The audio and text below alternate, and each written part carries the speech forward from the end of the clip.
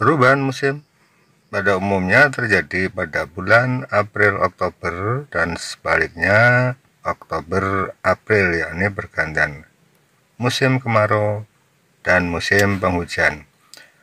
Tapi di tahun 2023 ini perubahan musim terjadi pergeseran. Jadi curah hujan sudah mulai tinggi ketika sudah masuk bulan Desember, jadi sudah bergeser.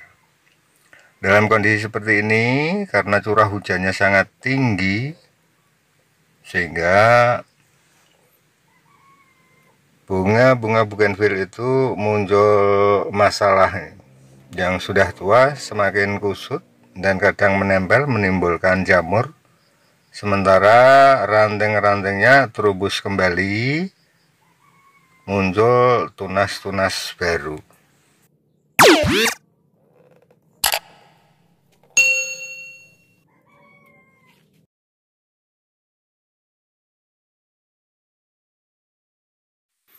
Assalamualaikum warahmatullahi wabarakatuh. Bersama Mbak Suro YouTube channel. Semoga semua rekan dalam kondisi sehat walafiat. Oke kawan, lantas bagaimana? Apa yang bisa kita lakukan dengan kondisi yang kita sebutkan tadi? Nah, ini menurut saya sebaiknya kita menyesuaikan saja. Kita tidak bisa menolak kondisi tersebut. Yang kita bisa hanya menyesuaikan, yakni kita bisa lakukan tahap perimbunan saja, karena bunga-bunga yang kita harapkan sudah tidak bisa maksimal. Bisa berbunga tapi sudah tidak bisa maksimal lagi kalau musimnya seperti ini. Sehingga kita harus menyesuaikan, dalam arti tidak hanya perimbunan saja, kita harus menjaga jangan sampai bunga-bunga kita terserang jamur.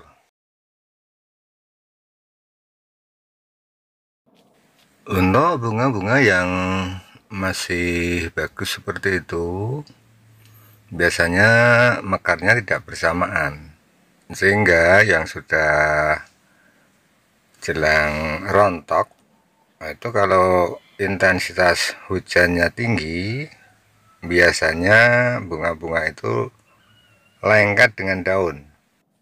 Dan apabila kita biarkan, maka berakibat menjadi jamuran itu daun-daun. Kalau sudah seperti itu, nah nanti kita untuk perawatannya akan lebih sulit dan berakibat fatal secara keseluruhan.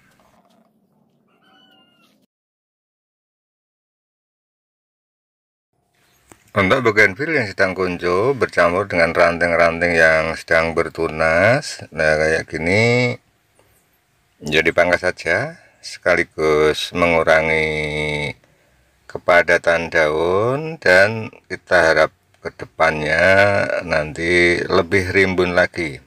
Dan yang seperti ini kan belum terlalu rimbun, jadi masih butuh perimbunan. Jadi bunganya dibiarkan, sementara untuk tunas-tunasnya itu dipangkas.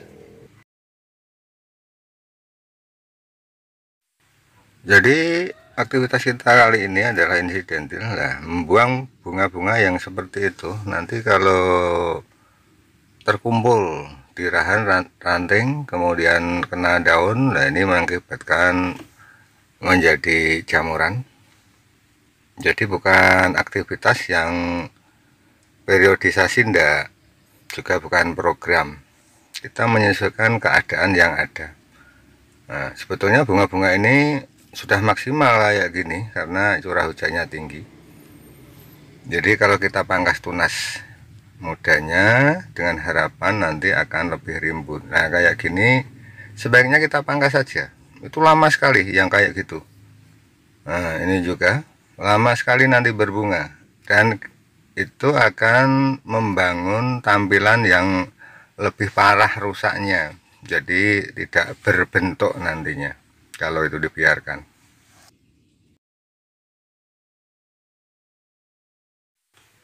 Kemudian kalau kebetulan bougainville itu sedang rontok semua, apa yang kita lakukan?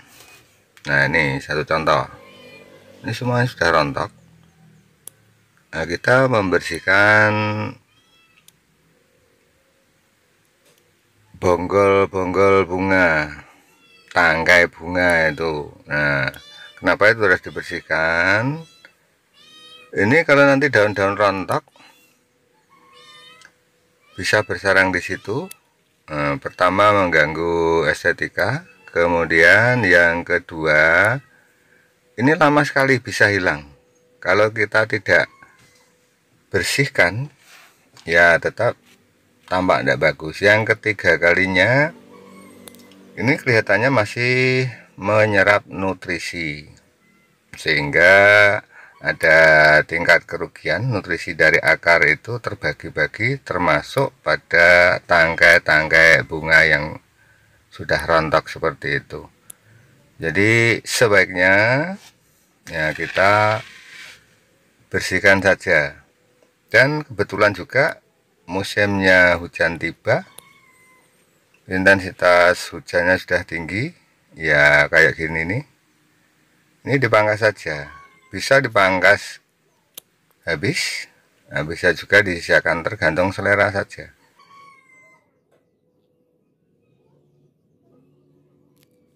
Demikian yang bisa kami bagikan. Mohon maaf atas segala kekurangan, kekhilafan, dan akhirnya wassalamualaikum warahmatullahi wabarakatuh.